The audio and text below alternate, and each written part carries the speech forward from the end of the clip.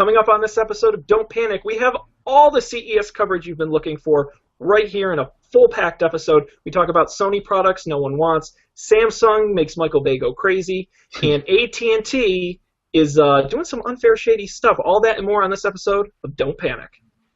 This is Don't Panic, episode number 28, recorded January 6th, 2014, on Michael Bay's Implosion, Lenovo's Nipples, and CES coverage, Part 1.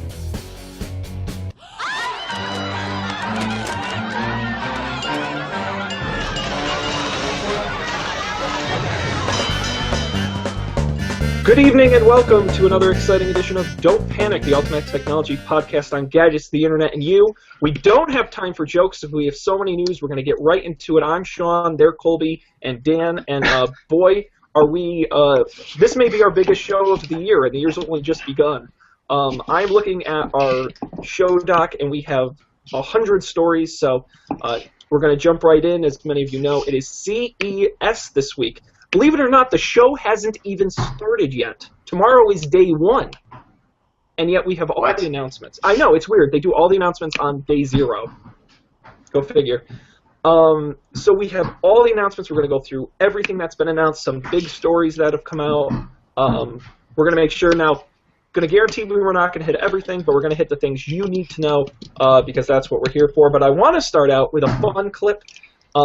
Today, among many companies, Samsung had their announcement with a guest appearance by director and Implosion expert Michael Bay to come in and endorse their televisions, and we have a clip of how his appearance went. So we're going to try using the YouTube Hangout tool to play it. So let me launch this. Okay, and let's play this.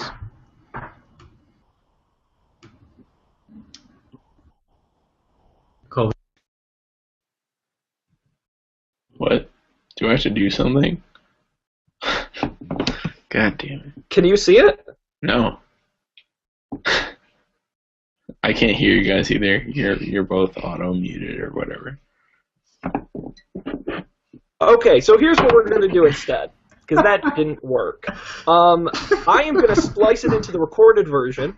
If you're listening live, just Google Michael Bay Samsung on YouTube. It's epic and hilarious. And a great way to start off our CES coverage.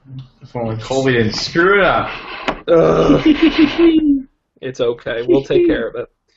No worries. So is there anyone... we'll start with the many press conferences. Any company you guys want to start out with, or should we just pick one and go with it?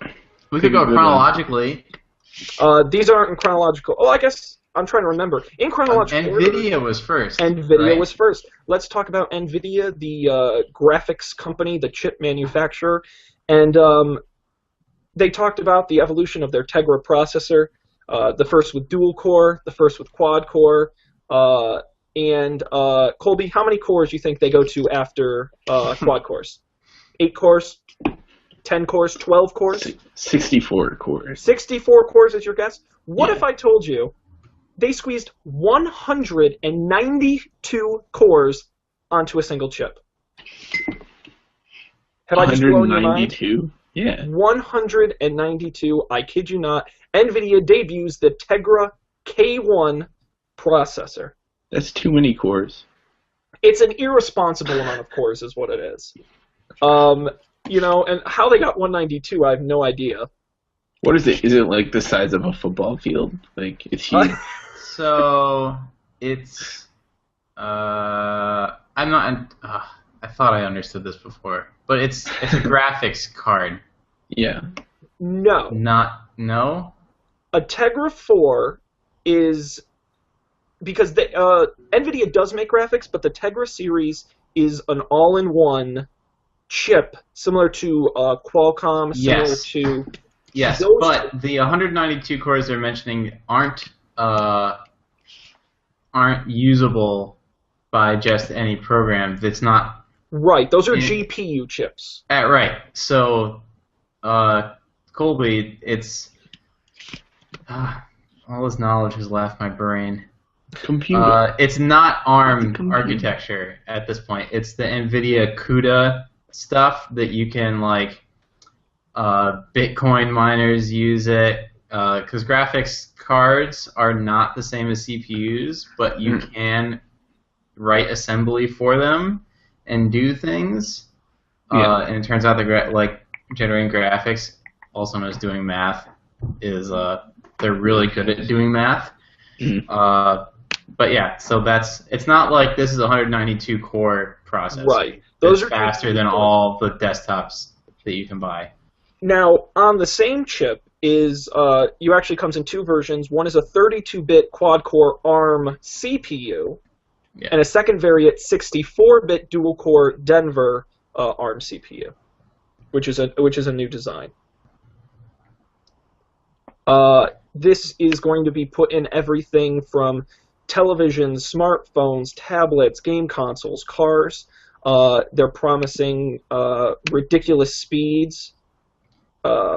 So they demoed a game engine that isn't even released yet, I don't think. Was it released just recently? It's not on mobile yet. Yeah, so they have a current gen desktop game engine running on this thing that you can put in a smartphone. So like you could play a PS3 game on the smartphone that has the chip in it and full graphics fidelity. Right. Even better than PS3 actually, from what they showed. And I recommend going and looking because they live streamed this along with most of the other events at CES, but they had a really wonderful demo using their NVIDIA Shield project and 4K to show off the power of this chip, and using the Unreal 4 engine. I mean, it looked really good. Now, of course, this is a demo; it's hard to say in the real life how it'll look, but I mean, it was definitely real time. They were doing whatever they wanted with it. It was an interactive demo. Oh yeah, 100%. It really was. But they were, and these chip guys, they get real detail, and they're saying, "Oh, look at the light reflectivity off of this trash can." That was really cool, though. But it was. One of the coolest things was that they would talk about like, "Oh, can't you just feel how this thing is like a matted plastic when you're looking at it?" And I was like, I can. Now that you mention it, like, that does look like something I could reach out and touch, and it looks like matted plastic. Like, I can feel in my eyes how matted that plastic is. And then another really cool thing they talked about was how they did like a human face, which no one does because everyone knows how to look what a human face looks like. But they had basically modeled it physically instead of just like in polygons, so the skin wasn't just something that light bounced off of. Light got absorbed into it, so like light would pass through the ears of the guy, and there was a certain glow to the skin that changed depending on the lighting that they put him in. God. It was really cool. And this all runs on mobile, right? Oh, absolutely. Tablets, phones. They did some demonstrations with cars. Showing off the graphics. They showed the ability to do textures, real-time rendering. It was a really wonderful visual demo, and I recommend people go and look at it if they're interested. Of course, with most chip manufacturers, announcing a chip is one thing. It takes a long time to get it in product, so we probably won't see it in anything until towards the end of 2014. But it is interesting to point that NVIDIA has taken a big lead in the mobile processor market. A place where Intel is really lacking, and a place where they can really make an impact.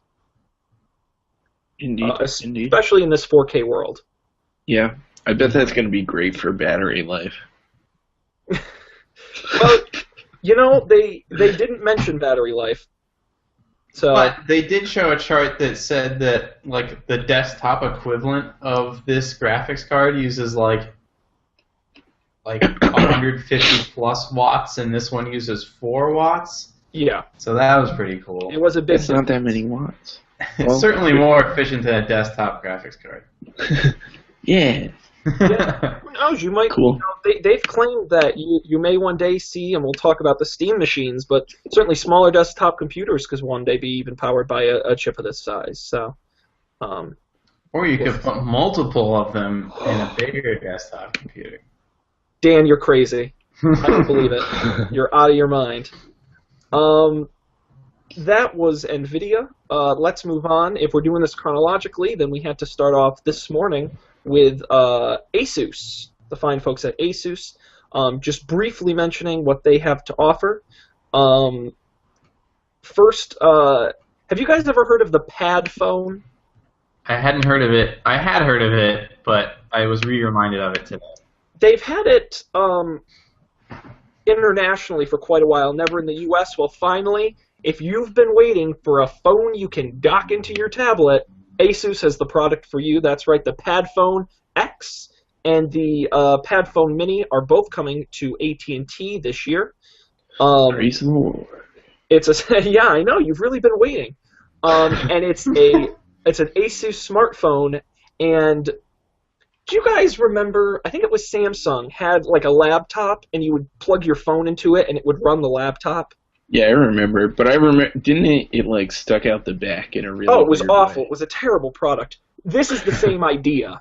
Hopefully not as terrible, that the tablet runs off of your phone. Essentially, all you're doing is plugging it in easily to a bigger screen. Huh. It's a 5-inch 1080p display on the Pad Phone X. There is also the Pad Phone Mini, which is a 7-inch tablet, which you can dock into your 4-inch phone. The Pad Phone X, I don't see a price here for the Pad Phone X. I know the Pad Phone Mini is going to be $249. I'm assuming on contract. Although maybe not. Wasn't there a story about how it was ridiculously cheap, or was that another Asus Those phone? are their those were the phones. This is the tablet. Okay. Oh. It's also interesting to note that all of the phones Asus announced today run on Intel chips. Very few phones these days run on Intel chips. It is on their Intel Atom processor, running Android 4.3. And they also announced the Asus Zen phone. These are coming to the U.S. as well. And these, Dan, as you talked about, are incredibly cheap. They come in 4, 5, and 6-inch models in a variety of colors, starting at just $99, no contract. They early hands-on have said that they're very solid phones, very nice phones. It has a custom UI they've put together called Zen UI. Who knows? Could be good, could be bad. We'll have to wait and see on that. Statistically speaking, it's 100% going to be bad. Oh, come on. We got to give it a shot. This is new. They haven't had this before. And it's supposedly a big update. It comes with an 8-megapixel rear camera. And there you go. So those are both from Asus. They will be available later this year, all on AT&T. Asus also announced the Asus Transformer Book Duet Hybrid. This is a device that is a laptop that you can pull off the screen, and that becomes a tablet. But what's really interesting about this product is that it is a dual boot computer, meaning that it can switch, they claim within 4 seconds, between Windows 8.1 and Android Jelly Bean. Now, they have had those at every CES since I've known that CES is a thing. But first, it was Windows and Linux back in the what were those things called? Those silly little laptops that were like $100. The netbooks. Back in the netbooks days, yeah. You're gonna have your computer that ran Linux and Windows, depending on like what battery life you wanted or something. And then once Honeycomb came out, it was Windows and Android on tablet, and maybe even before that, when like Samsung used to make Android tablets that weren't tablet optimized, Android or whatever. But none of them have ever come out. So well, I will tell you what the difference is, because there is a difference. Okay. Many of those previous models usually went one of two ways. Either they had two different processors, an Intel chip and an ARM chip. Mm-hmm. The ARM chip just for Android, Intel just for Windows, or they did it on a virtualized Android within Windows. As far as I've read, this is the first, or one of the first, to actually do it switching on one single Intel chip and not virtualizing, running it full on the chip. Android can run on Intel? That's what they say. Or is this an Intel ARM chip that's running Windows 8 ARM? No, this is a Core i7. Interesting. So, and this is what Intel announced in their press conference tonight, is that they have developed technology to do what they call dual OS on the Intel chip. Now, if it's not virtualization in Windows. I'm guessing it's some kind of virtualization on a chip. Mm-hmm. I don't know enough. They obviously haven't. This is new, so they haven't announced a lot of details.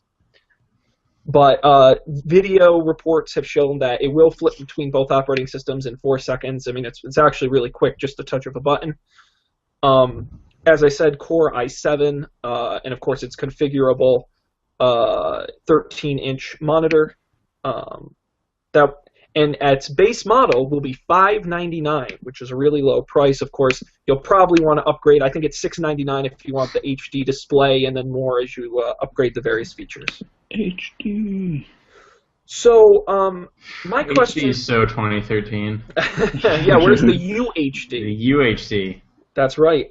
So my question to you guys, and I wanted to, as one of kind of our overarching themes of CES, do you think there's a place for the dual OS market? Do you think people want the ability to run Windows and Android on the same device? No. I mean, what do we think? I don't think so. I mean, there's like one guy. That one guy that can already do that on their own. I don't think anyone's gonna buy it to like switch, especially not Windows and Android. And it's like they don't like play particularly well together or anything. I don't think. Like, any more than normal.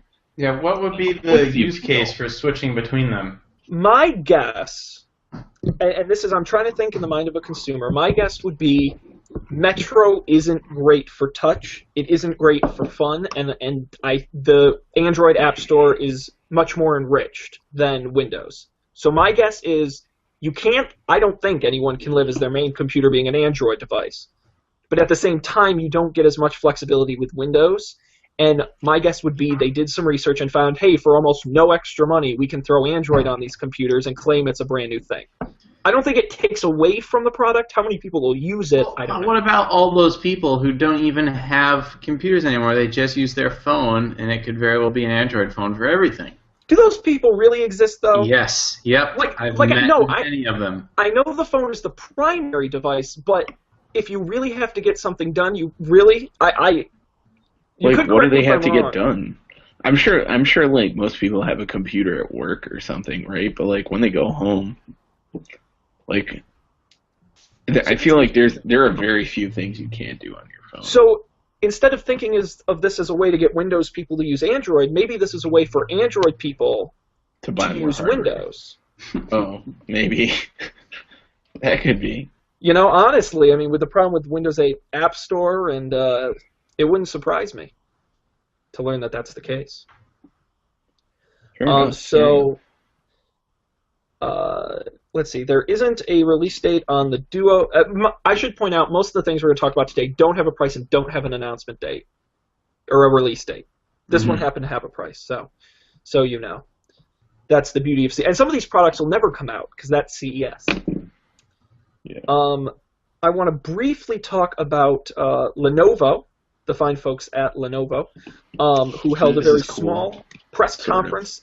And yeah, I pulled out 2 of their products. They announced updates to their laptops, and they have a new 8-inch Windows tablet. Well, that looks great. Are we gonna talk about the keyboard? There's a keyboard? So when Lenovo updated one of their tablets, they're like Ultrabook X something. Oh, the Carbon X1? Or maybe, yeah, laptop, not tablet. Right. They did a couple of interesting things. If you can, I don't know, is there a picture that you can pull up? I wasn't prepared at all. Of the new X1? Lenovo. Yeah, Google's probably the way to go. Keyboard Verge. Anyways, they like put the delete and the backspace button as like toggles on a key, so you'd press one side of the key for one and the other side of the key for the other, and they got rid of the caps lock button and did the same thing with that, and they got rid of a bunch of other things. I can't find it. Anyways, people who have been using Lenovo keyboards for a long time expect it to be the way it's been for like the past 15 years. And no. Also, the tilde is down like where next to the left arrow key. Yeah, there's no escape button. I think that was true. Yeah. Anyways. Yeah, I'm trying really hard now to track this down. That sounds crazy. While I'm looking this up, we can talk about. Again, many products, here we go. Lenovo ThinkPad, hands-on pictures. Thanks, Google. Google's the best. Isn't it? I bet that company's going some places. We should buy some stock when it goes public. So here, I finally took a minute. I got a picture, so let's show screen share. Okay, so you'll see that there is no caps lock. Instead, you see the home end buttons there. Yeah, the home and the end button. Like, who uses those? The escape button is there. No, people do use those. I do. I do a lot. Because when people switch to Mac, they like freak out because there's no home and end button, and they're like, "How do you do that?" And I was like, "I don't know. I've never used the home or end button, but they do. I didn't even know what they did until a couple weeks ago. I still don't know what the end button does. It does. It's like the opposite of the home button. It looks like the end of the page. What's the home button do then? To the top of the page. That's GG and uppercase G. All right. Such a nerd. There is a shift lock as well on this new keyboard. And there you see the hybrid backspace delete button. Like, how many people are even aware that backspace and delete are two different things? They're not separate on most PC keyboards, are they? Mine is. What? Well, if you have a full PC keyboard. Yeah, if you have a full-size keyboard. But this is on a 15-inch computer. I mean, they had room. I think they just want to make the keys individually more spacious. Lenovo is known for their keyboards. Well, and there's a big-ass trackpad. And there's you can see the tilde there, but not really over the live stream. But it's right there to the right of the Alt button. That's so weird. Oh, yeah, look at that. There is also, I think they got rid of the backslash. Was something I also heard people talking about. Then how do you Windows? Then how do you Windows? I don't know. Yeah, no, it's there it is. I don't know. People were really upset. Yeah, there's Well, people and their keyboards, they get really picky about that stuff. Yeah. I'm glad they still have the nipple, though. The Lenovo nipple will never go away. It's here to stay. Show title. Yeah, there you go. Loving the Lenovo nipple. So I wanted to briefly mention the Lenovo ThinkVision 28 monitor. It is a 4K 28-inch monitor. That, for you numbers folks, is a 3840 by 2160 pixel resolution. But it's also an Android all-in-one device. That's right. This is a touch computer that has a processor in the monitor itself and will run Android without having to connect it to anything else. At 4K resolution? Yeah. It says it runs Android 4.4 and houses an NVIDIA Tegra 4 CPU. As far as it says it does, it's got to be appealing. So all your apps will look terrible. Well, and I will. This is a regular Android tablet is bad. It's like the article. You'll never believe what this manufacturer did to Android tablets to make them even worse. And the amazing thing is, guess how much this 28-inch monitor costs? 4K. 4K. Oh, you're saying $4,000. Yeah. How about $799? Oh, wow. What? That's really not bad. Maybe I'll get one. It starts unfortunately. So the thing that I like is it does the fold down on the table, so you can Yes, it folds flat.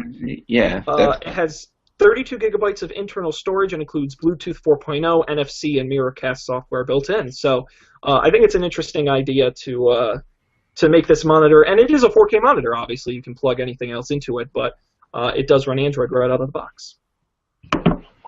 However, OS X doesn't support all 4K monitors yet. That sounds like an Apple problem, doesn't it? It is an Apple problem. Yes, indeed.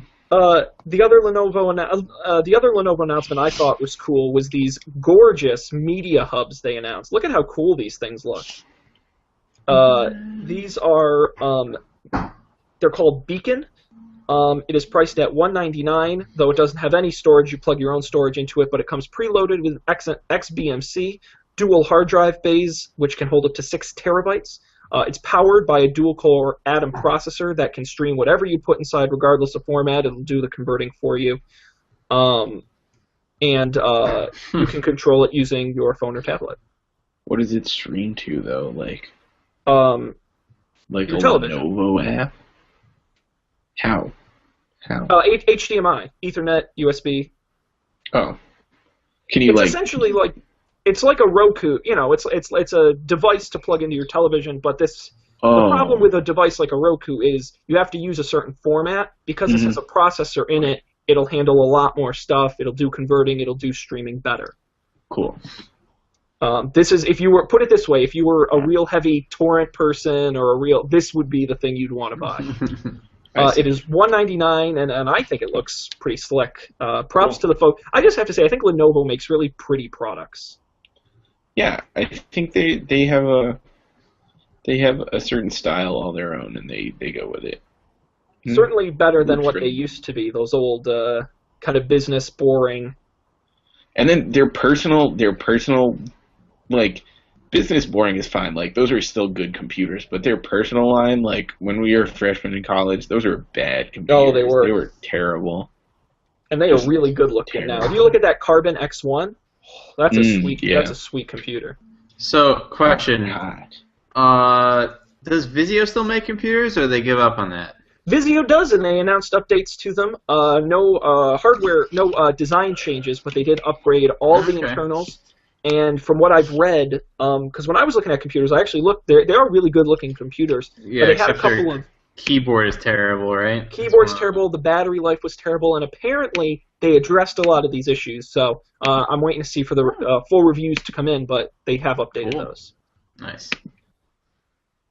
Let's talk briefly about Dish. Dish always has an announcement at CES every year, and just quickly, they're known for their Hopper DVR system, which is a main DVR, and then that records up to 6 shows at once, and then you have all the smaller boxes in your other rooms.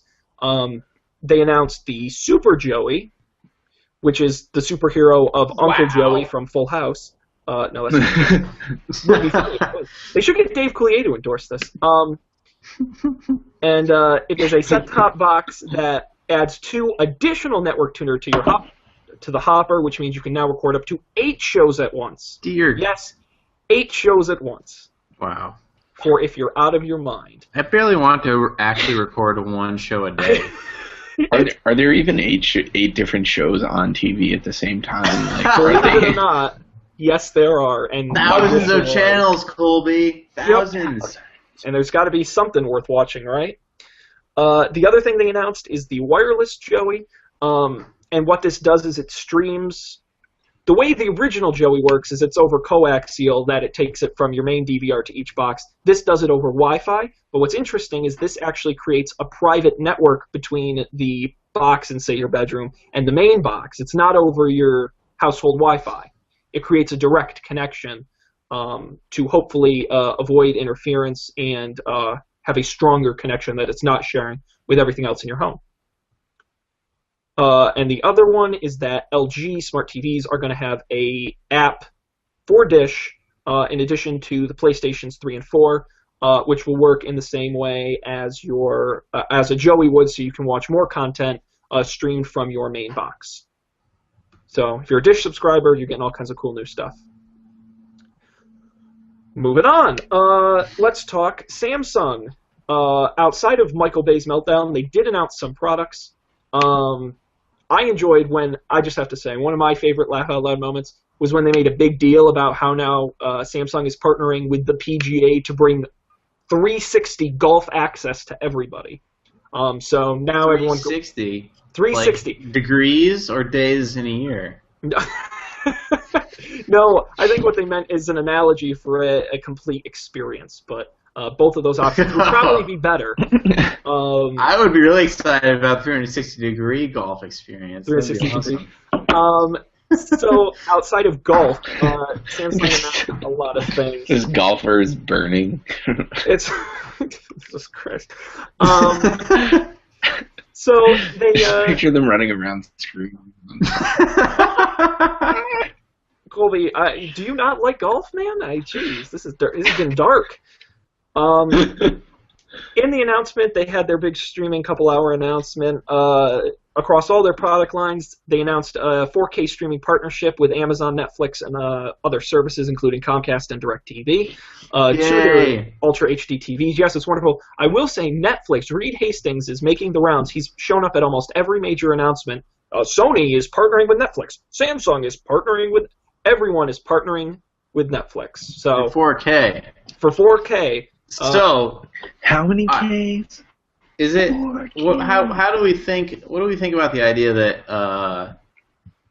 4K movies just won't be physically distributed at all? I think eventually. They will be, because I think there will be some level of demand. But there has not been a single mention of physical 4K once in the entirety of CES so far. Not one. I've been trying to listen and find out. Not one. So. I mean, can they fit a feature-length 4K DVD on a Blu-ray? Is that I don't even know. Okay. Oh yeah, I definitely think they can. As far as I know, I believe they can. I just don't think anyone wants. If it'll fit on Blu-ray, then why not? Right? Well, the thing is most Blu-ray players that are in people's homes now natively don't support 4K.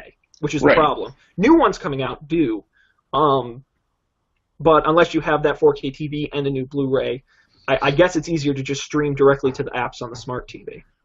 Yeah, that seems. I can't blame them. It seems like Netflix is going to beat all the studios to market with this 4K stuff. Yeah, it is to a degree, and certainly Netflix is going to be the most universal. Sony said because they own a movie studio, they can. They're streaming stuff. But I think Netflix is certainly. But Sony didn't announce that they're going to start producing movies in 4K. I imagine that's a huge thing maybe that they want to do because you can resell all the movies that you bought in Blu-ray in 4K Blu-ray now. Sony's been producing movies in 4K for years because they make the cameras that they shoot movies with. Right, I meant producing the DVDs. Oh, selling them to people, selling discs to people again. How many times you bought your favorite movie? They try to do it with 3D. It wouldn't surprise me to see that be the case. But you'd think they would announce that now if they were going to do it. Why not? It's free money. I agree, Dan. Maybe they're being cool and they're not going to do it. They're going to be like, yo, US, we best start streaming everything now, so get your internet better. I mean, again, that's the advantage Sony has owning a movie studio. I suppose it's just that Samsung couldn't find anybody who wanted to partner with them. Samsung also announced a TV so large you can't even wrap your arms around it. That's right. How about 105 inches of television? Oh my God. That's right. It is they claim the world's first curved Ultra HD TV. Let me play a little video here while we talk. No, I don't want to see your ad, Ford. Stop it. So gratuitous. Of course, we talked about this on previous shows, that the big story at... What is going on?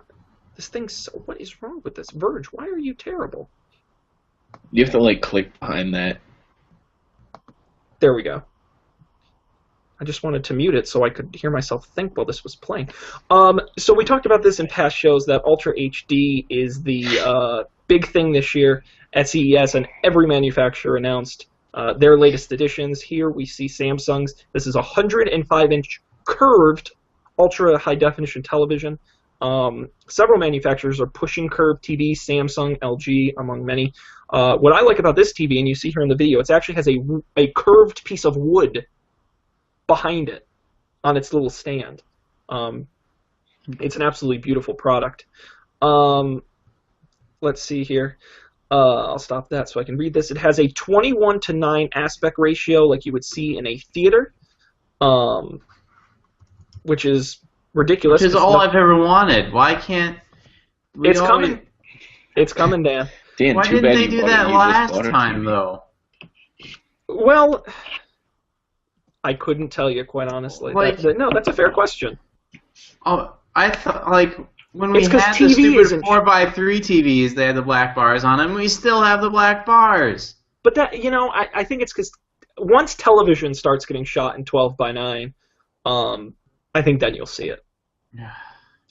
I guess. It has a bunch of other fancy features like auto depth enhancer and other BS that I don't care enough to talk about. They're offering it in 105 and as well as in several other sizes.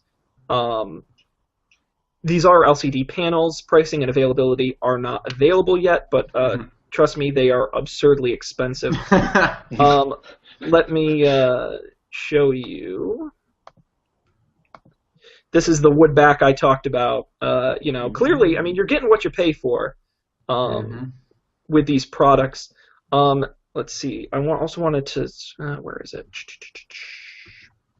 Samsung also launched a television that, with a push of a button, goes from flat to curved.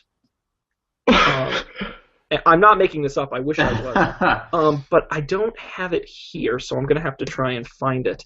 What is going on, computer? Of course, these will all have Samsung Smart TV platform on them, because if you're going to spend $7,000 or $8,000 on an enormous TV, it better be smart. Samsung then TV. Let's see what else we have here. Samsung also launched the Galaxy Tab Pro and Note Pro tablets, including if you guys watched our last week's show, our prediction show, I predicted a 13-inch iPad Pro. Well, as usual, Samsung decided to get crazy and do it first, and they announced the Galaxy Tab Pro and Note Pro, including a 12.2-inch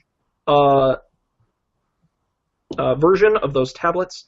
They're going to come in 3 different sizes: 8.4, 10.1, and 12.2. The Note Pro is the only one available in 12.2. They all have HD displays, Android, with cameras. They're tablets. There's really not much more to say about them. What's interesting is they have a new 4-pane multi-window multitasking, which I guess makes sense if you have 12 inches to play with. And it also uses their new home screen layout called Magazine UI.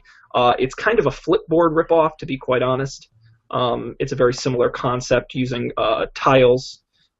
Here are some pictures of all those different tablets. There is the new interface, which is supposed to combine everything from your calendar and your contacts and the news and your apps and, that usual jazz. Oh man, smart gestures. Oh, all the gestures, Dan. All Oh. the gestures. And there you go. You see the full range of sizes. I'm really including thankful that the smart gestures require you to have the pen, because normally when I'm using a tablet, I always have a pen in my hand anyways. So Are you being sarcastic? why not? They do Maybe. come with that faux leather stitching on the back, which Nice. everyone loves. A real sign Yeah. of quality. See, this is like the Samsung Experience Store makes so much more sense now. Like the giant plastic diamonds, a faux leather tablet just fits right in.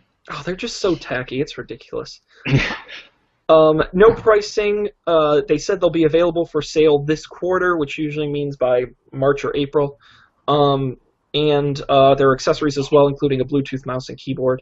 So if you're a big Samsung tablet fan, you're going to want to check those out. Let's see. What else does Samsung have for us? Samsung, of course, makes more than just televisions or tablets. They announced updates to appliances, but we're not an appliance show, so let's just say they have a giant washer and dryer and a refrigerator that's smart. Woo! Get excited, people. Let's see. I think I found a video of the curved TV here. I've never been more excited for anything in my entire It's life. pretty ridiculous. What are we looking at? See, do you see it there bend out? Oh. And it goes from being flat to being curved. That's what you're looking at. It's an 85-inch television that you can take and bend. So, Yay. I know, it's really exciting. Let's see. That's pretty much it for the big stuff Samsung announced. Any thoughts or comments on Samsung? No. Yeah. Okay. Same. That's, well, you know... Does anyone really want a 13-inch tablet? We can talk about that if we want to. But there's so much more, we might as well not talk about it, I guess. We'll keep moving on. Curved TVs we'll talk about at some point, but we've got a lot more companies to talk about. If we're going in chronological order, I believe our next would be Sony. I joke that Sony announced a bunch of stuff no one will buy because it's Sony. Which is really interesting because I always find it so funny that Sony makes nice products and no one ever thinks about buying Sony products. You know? But that's not going to stop them from announcing new things. So, one of the things I thought they announced that was most interesting to me was the new Sony Handycam FDR AX100. And outside of all that gobbledygook, what it means to you is a Handycam that shoots 4K. Look at the size of this. Here, share this. And it's handheld. You can operate it with one hand. It's very small. But what's interesting is it shoots 4K. How much would you pay for this? 4K. $8,000? $7,000? How about $2,000? Now, I know that sounds like a lot. Hey, YouTube supports 4K. Is that reasonable? I guess it is. It does. No, and you're totally right. And, you know, we talk about the future being 4K, but, you know, HD, movies were shot in HD forever. That didn't make a difference. It wasn't until you get HD in the hands of consumers that we see it take off. And I think this is a really cool product, and at a price to shoot 4K, you know, certainly I'm not going to buy one, but I think it opens the door to a lot of new 4K content, which is really We're not going to record the podcast in 4K next week? You know, believe it or not, when he said it was going to be really affordable, I really did think for a second. But then I realized we can't even do the Google Hangout in 4K. It would be, why even bother? I can't even do it in 1080p. You know? So we don't need to get Mac Pros first, then we can do the podcast. I don't think I spend like then. What? We'll just. It's okay. Okay. And what's also cool is that the camera has a chip inside that will downscale the 4K content to 1080p. If you want to export it to a computer or something and you're not looking to do the full 4K, so it's a very flexible device. So I'm excited. I think that's a cool product. Let's see. Cool. Sony announced smartphones no one wants. I'm being harsh on Sony today. I think everyone will. I don't know. Do they even sell them in the U.S.? Like they do now. Well, they did a little bit. And now they're really making a push. Okay. I bet it'll get better. But when I went to the Verizon store and I bought a phone last time, I don't think there were any Sony. No, they're T-Mobile exclusive. Oh, that's that why. Explains it. You know, and all reviews say they're T-Mobile exclusive. They are, and all reviews say these are excellent phones. Yeah. But you don't think to buy Sony. So they announced a couple things. The Xperia Z1 is a phone that's been around for a while. They announced the Sony got to be different. Rather than taking a small phone and making it bigger, they're going to take their big phone and make it smaller with the Xperia Z1 Compact. This is a 4.3-inch smartphone. This you is see awesome. it there. It is, and it's let's see, it's got an IPS display.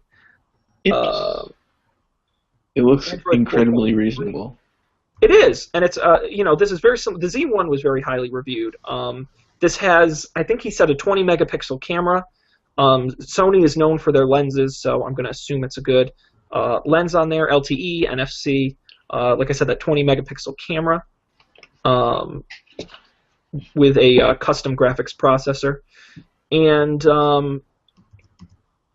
there you go. That'll be coming to...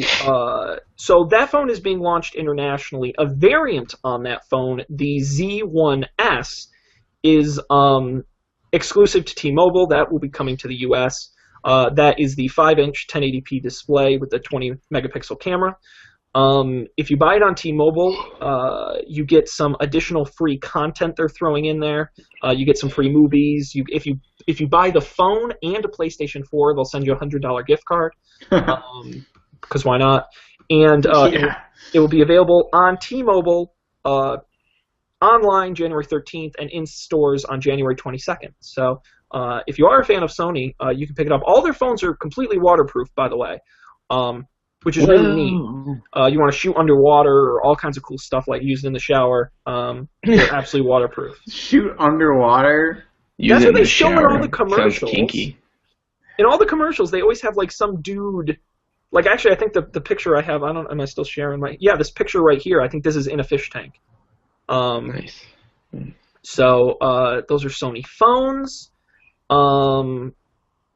Another big thing, they updated their televisions. Nothing really interesting to announce there. One thing I thought was weird was the fact that Sony refuses to say Ultra HD,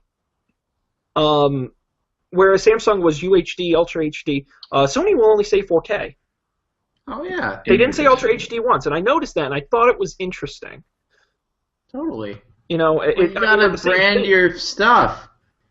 Well, maybe that's how Sony's differentiating. They're the only people using 4K, so go figure. But I think everyone's saying 4K.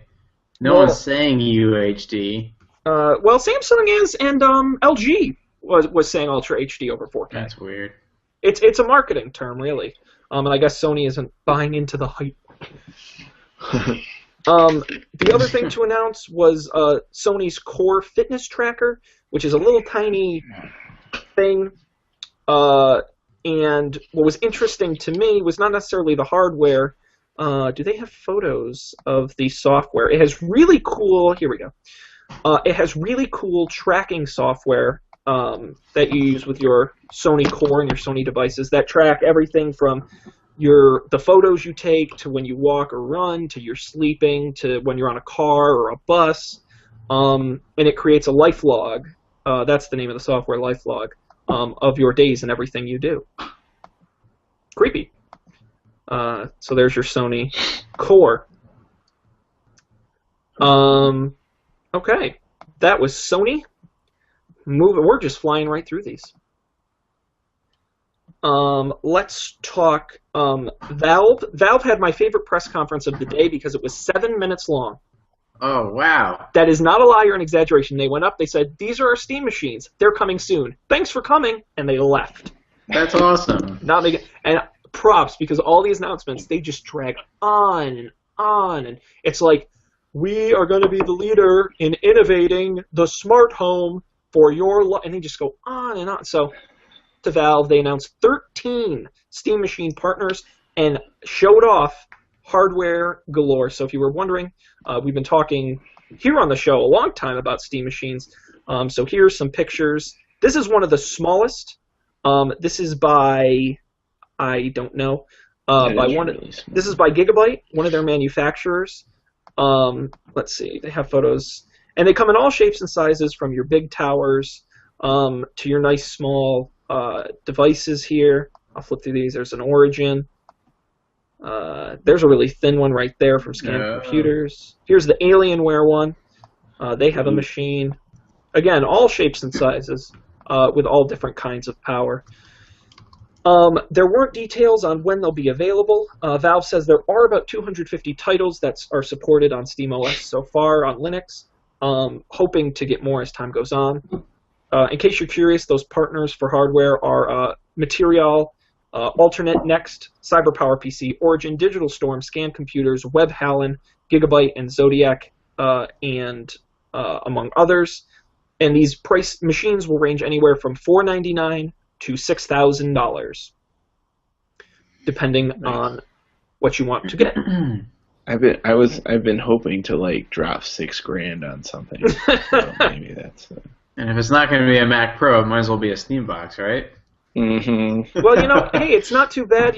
They're saying one of the lower cost machines runs a Core i5 processor, 8 gigabytes of RAM, and either AMD or NVIDIA graphics, which should be enough to power through. Mm-hmm. Yeah, that sounds pretty legit. I wanted to find the press shots. The Alienware machine all these machines actually look really, really slick. They don't have a picture of it on here, but they're actually all really good-looking machines. So I'm actually really excited. They come in like race car red, and whoa, that's cool. they light up. They don't hover. That's misleading. Don't.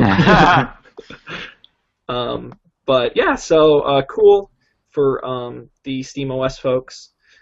There you go. Cool. Quick announcement, quick update. Let's move on. I wanted to quickly mention MakerBot, the fine folks behind making things in 3 dimensions. They unveiled a couple new model and some new apps. So they announced, I got to remember, there were so many announcements. They announced a new model, the Replicator Mini, which is a smaller, cheaper unit designed for a home.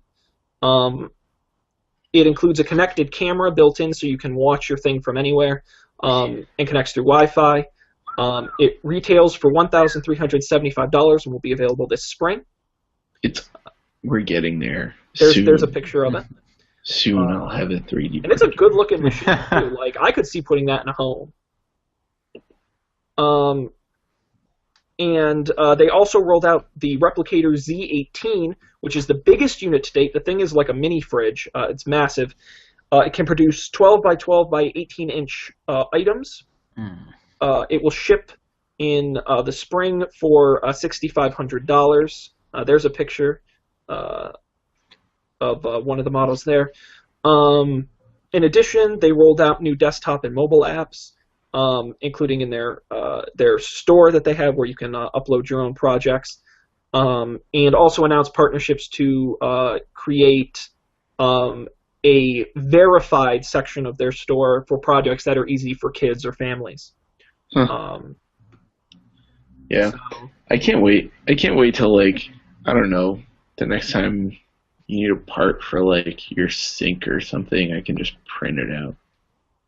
It's awesome. I'm slowly getting on board with 3D printing. Slowly, I'm getting there.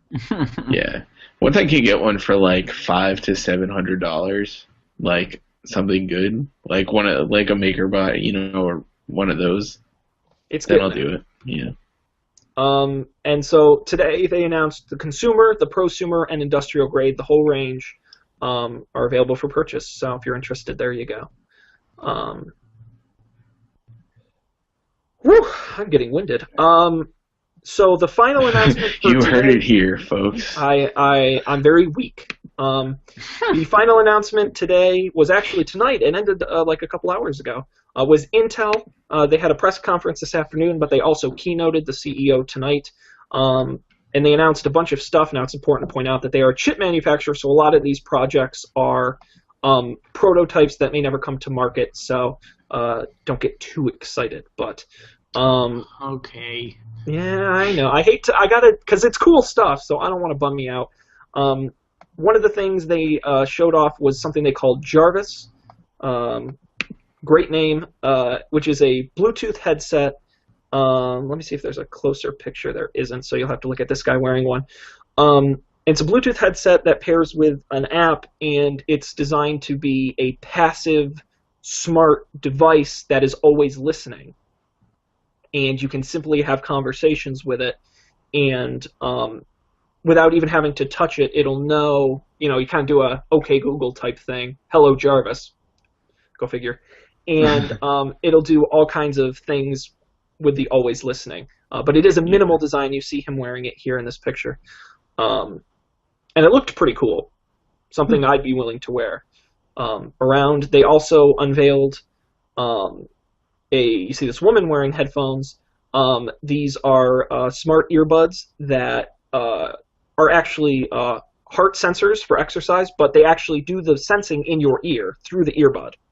Because apparently there's enough blood running through there that they can get your heartbeat right from there, and it connects to the app on the phone. to send that information. And then you see here in this picture their Smart Bowl, which is a bowl that is designed. It knows when you put soup in it? It will recharge your soup, in addition to your phone, your Jarvis, or any other products, your fuel band or whatever. Again, these are kind of prototype reference designs, but I would like a really fancy bowl I can just throw my phone in and it'll charge it. Because why not? They also showed off a watch prototype. What's interesting, and separate from the 38,000 other watches, is that this one is self-sustaining. There's no tethering. It has connectivity built in. How they do it, I don't know, but it will have wireless, GPS, and all that built right in, so no needing to pair it. That was really the only big deal. They also announced the Edison, which is a new chip from Intel. Here's a picture of a hand holding it. It's about the size of an SD card. And it is a dual-core Quark system on a chip that runs Linux and has built-in Wi-Fi and Bluetooth. They even have an app store they've designed themselves for Edison as a way to encourage people to build on this new chip in small devices. At the event, they showed off what they called Nursery 2.0, which was a baby wearing a onesie that had this chip on it and was tracking things like temperature and heart rate, and your coffee mug would blink if your baby was dying. I don't know. And if your baby was hungry, it would automatically heat up milk, because that's the future. And there you go. There's a picture of it. They're running, I believe, a contest where you can try and make cool things with the chip, and they'll give you prize money if you do. So there you go. System on a chip. New from Intel, the Edison. It's tiny. They also we talked about Dual OS. Intel talked about their role in that. And the other big announcements were that Intel, who had purchased McAfee Security, is no longer calling it McAfee Security as a way of distancing themselves from insane man John McAfee. Or, yeah, no, he's insane. Yeah, eccentric millionaire maybe, part-time fugitive. They're now calling it Intel Security, and they have announced that they are rolling out McAfee for mobile for free to everybody. I guess because they can. And then the other big announcement they ended with, which I thought was actually pretty neat, was that Intel announced that every chip they make in 2014 is going to be made with conflict-free minerals. If you don't know, a lot of the minerals in today's electronics are from African nations that are at war. There's money going to fund militias that are killing people. It's really terrible. Rare metals like tungsten and tin and other things like that. So they announced after 4 years of working through it, somehow they're no longer using conflict minerals. So good on you, Intel. Cool. All right, let's take a breath. That's it for the big press conferences. Okay. How you guys doing? I'm still here. You're hanging in? Yeah, barely. Oh, I need some beer. Jesus. Oh. Such beer. It's rum and coke time, Sean. Oh, yeah, I should have had mine. I just picked up Throwback Pepsi at the store today. Would have been delicious. Yes. So I wanted to talk about a couple big stories that weren't necessarily whole company announcements, but and the first being is AT&T. Man, these guys are sneaky, trying to cover it away in all of the different CES coverage, but it didn't work. They announced what they called sponsored data. So the way this works is companies can now buy out data charges for specific items on your phone. So let's say, and this article has a great example that I'm going to rip off, which is there's a movie, The Amazing Spider-Man, okay, starring that guy who's in The Amazing Spider-Man. And it's for sale on Google Play and on iTunes, okay? And you have to decide on your device which to buy it on. I don't think you can actually do that. All right, let's say Amazon and iTunes on your iPhone. But let's say they're the same price, but Amazon says, we're going to pay AT&T, so the data you use to watch The Amazing Spider-Man is free.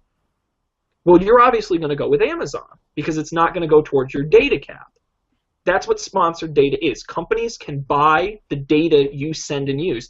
It's sort of been like that a little bit where you see phones being announced where you can access Facebook for free. It doesn't count towards your data limit. Not quite the same idea, but you get the picture. Where data companies can pay AT&T for the right to use the data.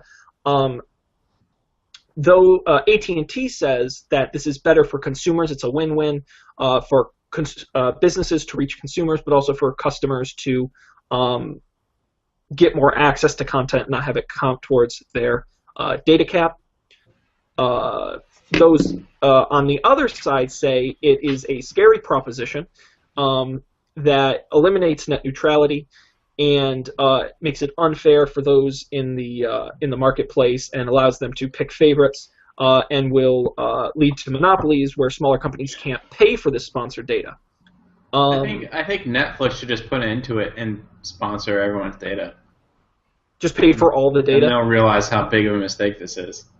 I mean, it's scary. You know, I realized, you know, a couple of years ago when they were selling off big chunks of spectrum, the government, they wanted to put net neutrality. And so they said, fine, net neutrality is a rule except on mobile. In case you didn't know. That's the one place there are no net neutrality rules, and this is what you get. Mm-hmm. I mean, yeah. I can't blame AT&T for trying, but it sucks. I mean, it's really blatantly unfair to do this. I mean, I don't know. What do you guys? Well, didn't AT&T recently say that they didn't want to be subsidizing phones anymore? So could this be one strategy they would use to not subsidize phones anymore? Oh, absolutely. Like, hey, we don't subsidize your phone, but by the way, free Facebook. Yeah, well, I mean, let's be honest. These companies are always looking for alternate revenue streams, and I can't say I'm surprised that they would monetize the data even more. But I mean, it is a win for consumers, really, because they're going to get more for their money. The problem is going to be the small guys who get left out, who can't afford to pay for it. Yeah, I mean. Yeah, so every person who makes a new app has to realize that they're gonna be disfavored against the incumbent because they don't have free data. Especially for things like multimedia. You know, texting or that's sort of different, but when you talk about movies and you talk about pictures and Instagram and Vine and services like these, you know, that's where your bandwidth's coming in, and I think that's going to make a big difference. Especially as tablets get LTE, you're going to see a lot more heavy bandwidth being used, and that's really going to be a disservice, I think, to yeah. Yeah, it feels bad. On the Colby scale, it feels bad. So keep an eye out for that. Sponsored data. Well, let's keep in mind that Colby only has two values. It's either it feels good or it feels bad. Feels good or it feels bad. That's good. I think we need a new segment on the show. How does it feel to Colby? And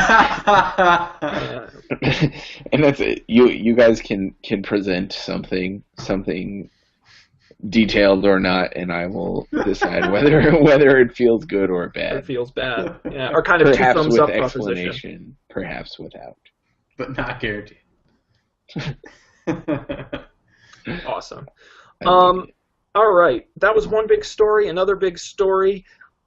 Stick a fork in it. It's done. 3D. Yes. That's right. It is over. Vizio. It's not, of course. It's dying. It's another nail in the coffin. Vizio announced announced new 4K TVs along with everyone else, and has killed off all 3D in all of their new televisions. I'm proud to say that the new TV I bought did not come with 3D. Leading the charge, Dan Miller. Even under ideal circumstances, like in an IMAX movie theater. So I watched The Hobbit twice, once in IMAX 3D with Colby, and once without IMAX and without 3D. And I think the ideal would just be IMAX without 3D. Yeah. Like, the 3D, like, some of it was cool, but the edges were all blurry, and it just wasn't as crisp as and lifelike as not 3D. Well, the other problem with 3D, I find, is that, like, it's much more taxing on your eyes and stuff. Like, so The Hobbit, like, Gravity, I'll give him. Gravity was cool in 3D, and it was also, like, a 90-minute movie. So it was okay. Also against a black background, though. Yeah, so you didn't have all this crap going on. Right. But The Hobbit was just, like, exhausting. Like, I came out of there, like, wanting to go to bed. I was so tired. Yep, I absolutely agree. Vizio says it's because they did research and found most consumers weren't using it, so they figured why include it. Vizio is the #1 seller of TVs in the United States, so I think them skipping out on it is certainly a big message to the industry. Most of the other TVs announced this week have 3D, but I swear I haven't heard a single company mention it in any of their announcements. It's all been 4K and Ultra HD. So it's good. It's one of those things we just kind of skipped over, and we'll let it go away. So good on you, Vizio. Yay. And I will also point out that Vizio announced a large range of Ultra HD televisions that apparently look great, and while they haven't announced pricing, they say they're going to be priced competitively, so that's going to be something to look out for later this year. Yeah, I'm excited. Vizio, they make good stuff. You happy with your TV, Dan?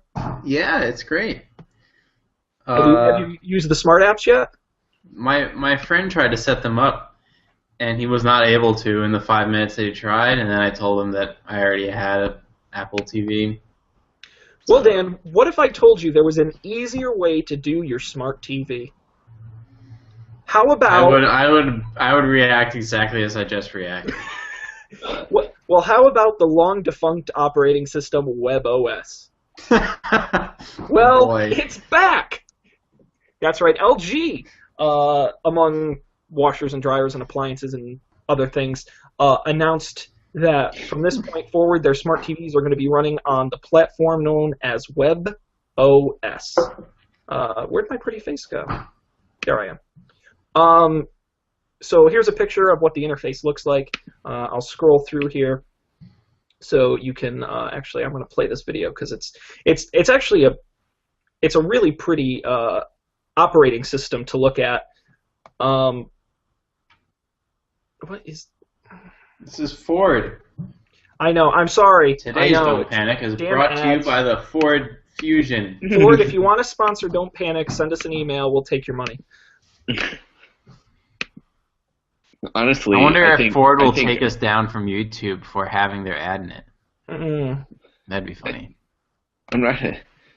That's interesting. It's quite a conundrum. How long ago did LG buy the WebOS stuff?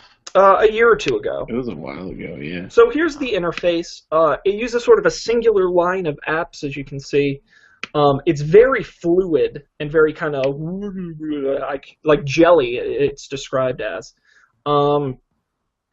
It has all the traditional apps you would expect, your Netflix and your Hulus and all of that. Well, I use an operating system, I'm like, I just wish this was more like jelly. More like jelly. That's the only thing I think. Dan, I don't think you're ready for this jelly. Something's missing. So all of your apps are presented. It needs to be more sticky and viscous. I think it's really pretty, and I recommend watching the video on the actual website instead of on my crappy screen share.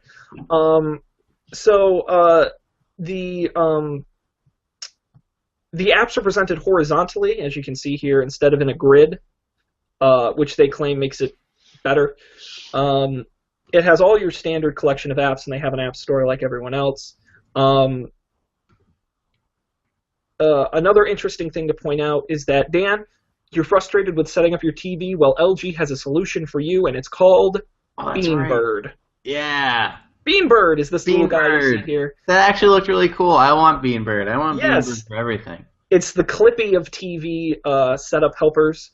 And what it does is it walks you through the first-time experience because LG found that people don't want to do it. So the idea is to make them. Here's some more images of what the interface looks like. And early reviews say it looks really good. So it's coming to 70% of LG's TVs this year, and assuming to be more in the coming years. I think it does look like gajillions of times less shitty than most smart TVs I've interacted with. Yeah. It seems nice. You know, just nice. Yeah. I'm okay with that. Right. I'm intrigued. Let's see. I thought there was something else about this I wanted to mention. You navigate with LG's motion-enabled remote control. Take It's a Wii. what it is. It's pointing kind of do one of those. Because nothing about that is frustrating. No, right? Yeah, the gesture control, or whatever they called it, at the Samsung Experience Store worked flawlessly. Like, it didn't matter where my hand was, it recognized it all the time. So, Samsung. They make awful things. So there you go. That's LG WebOS TV. It's very exciting, but you know, Ultra HD TVs aren't cheap, so you'll be paying to get that. Again, no dates for that yet. The other quick thing to announce with LG is we've talked about the LG Flex, that really curved smartphone. It's coming to the U.S., so AT&T, Sprint, and T-Mobile will be carrying it this quarter. No pricing available yet for that. So if you're really interested in a really curvy phone, there you go. AT&T, Sprint, and T-Mobile this quarter. Let's talk. This may have just become one of the new Sean Really Wants products. And this would be the Pebble Steel. Now, Still peel. if you've been watching this show, hopefully you're aware, Pebble is the smartwatch company, made $1 gazillion on Kickstarter with their e-ink based... A gazillion. With their e-ink based smartwatch. Well, today they announced a big update where they are going to come in steel and leather bands. Now, traditionally they came in a silicone kind of plasticky band, but these are a new beautiful design with a steel case around them. And then you have metal or leather bands you see in the pictures here. Here it is next to the old one, and it has a slightly smaller design, and apparently it's really quite pretty to look at. It has the exact same software, so there's no changes there. You'll still be able to use the same apps and the same systems you were using previously. It's really just more of an aesthetic change. Yeah. Why do you want this over the old Pebble watch? Because it looks less terrible. It does. But it's just really notifications on your wrist. No, it has apps now, man. You can do stuff right from the watch. You can check in on Foursquare from the watch, and you can launch apps from the watch. You may not, and actually, I don't think we even talked about this on the show. Version 2.0 of the Pebble software has an app store, and you can do things like launch Pandora from the watch. Change stations, do all that from the watch. You can check in on Foursquare from the watch. They've actually added a lot of... Foursquare check-in's cool. I would do that. Yeah, and they've added a lot of... but I want to check in everywhere, and the easier it makes it for me to do that. Well, it should be, it uses the GPS, so you basically launch Foursquare, and it shows you a place, the closest place to you. If it's not that, you can scroll, but it's really 2 clicks to check in. That's cool. There are more apps coming, but there's ever more you can do directly from the watch. But I think it just is more legitimized in this design, personally. Now, of course, there is a price difference. The current Pebble, which I believe they're going to continue to sell, is at $150. This new one, the only hardware difference being a doubling of the RAM from 4 megabytes to 8 megabytes, will cost you a very large $249. So it's going to be an extra $100 to get it in the metal with the metal bands. I just think it's really neat, and I've always been a fan of the Pebble. I think it's one of the best smartwatches out there if you want a smartwatch. I think its strategy is smart. And if I had to get a smartwatch, I'd probably get the Pebble. I agree. It's the least terrible smartwatch out there. Yeah. I agree with that. They're not. I'm just not sure a smartwatch is what I want. Like, I want something that does that sort of thing, but I'm not sure what it is yet. It's not. No, and you're right, and it's not there yet. But I want something now. I'm not willing to wait. So I think this is a good. Do it. A good alternative. I would enjoy that live Don't Panic review of the Pebble. Of the Pebble watch. I got to get my hands on one. They sell them at Best Buy now, I guess. So I haven't seen it before. Not that I ever go into Best Buy, but I met at least one person who has one and wears it all the time and seems to like it a lot. It's hey, you guys know me well enough to know that I buy the new thing, get bored with it after a week, and then sell it. Well, we have gone long tonight, so we have a whole other set of what I call quick stories, where there isn't a lot to it, but I think we'll save those for next week, because most of the announcements for CES are already done. There'll be a few more, but does that sound good to you guys? Yeah. And we'll go on to our picks. Our picks are kind of weak this week, which is okay. There's nothing wrong with that. I picked a CES announcement. You may know the company AR Drone. They had that quadrocopter for consumers that was one of the first kind of toy-type drones you could buy. They came out with some new products this week, a mini quadcopter, which is cool, but my favorite, which is they call the Jumping Sumo, which is this little two-wheeled robot you see here. Let's scroll down. I'd show you the video, but it doesn't quite work. Where's the Jumping Sumo? Here it is. So it's a little two-wheeled robot. It has a camera on the front. It's controlled with your smartphone, and you see here in the back this little spring. Mm-hmm. What it actually does is it tilts itself up, lowers, and then it launches itself into the air.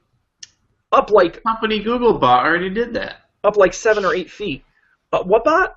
The company that Googlebot, Boston Dynamics, they yeah. Well, this is a toy, Dan. This isn't... Yeah, I know. But it's really... I thought, like, if I were a kid, this would be on my Christmas wish list.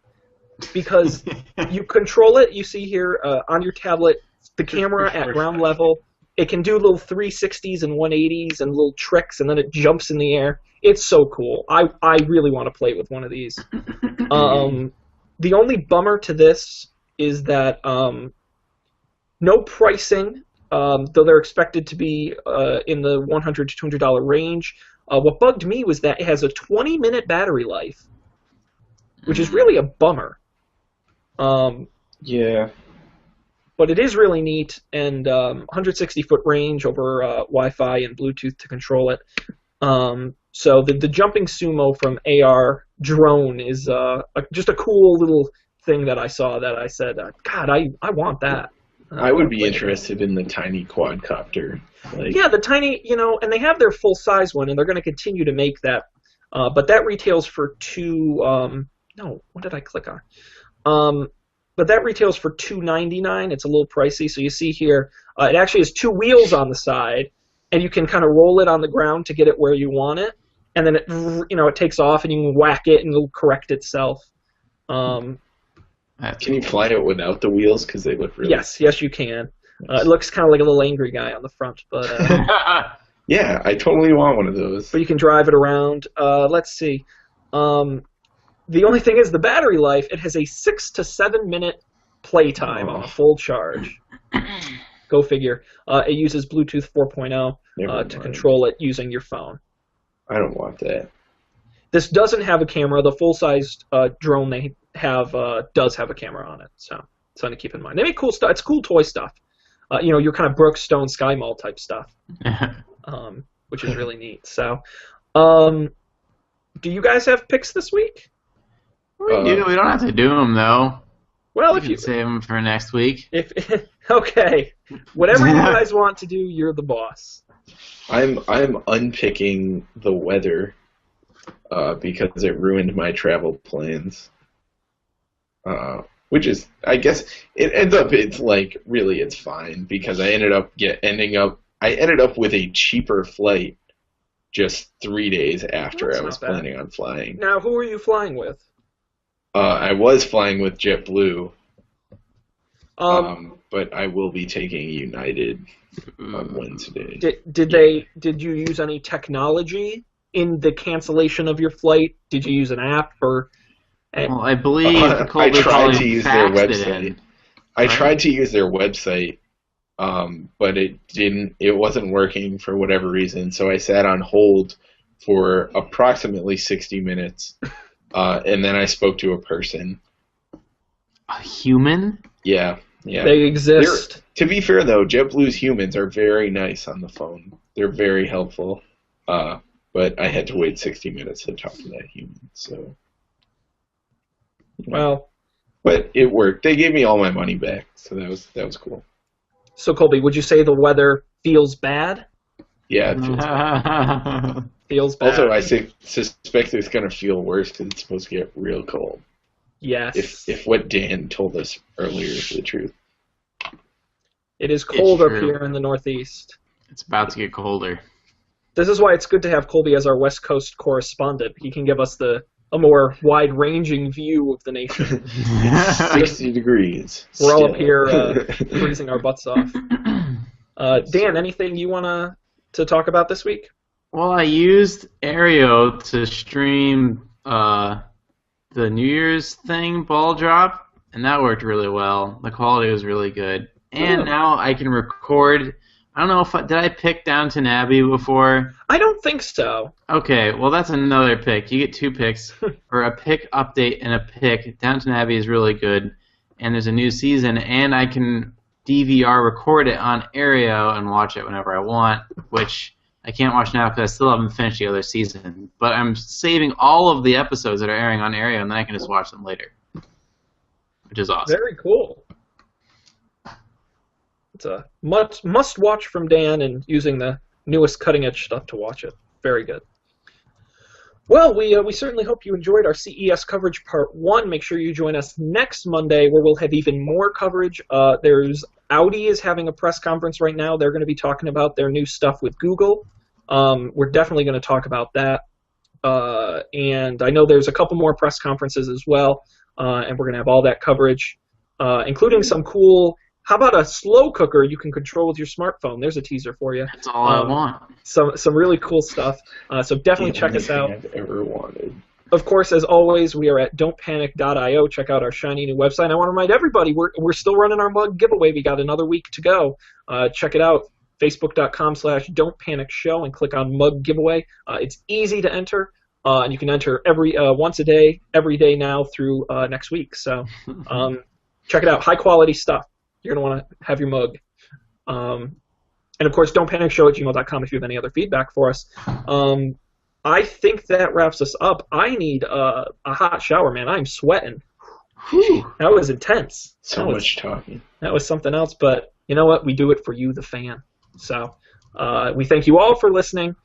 We hope to see you next week. But for now, good night.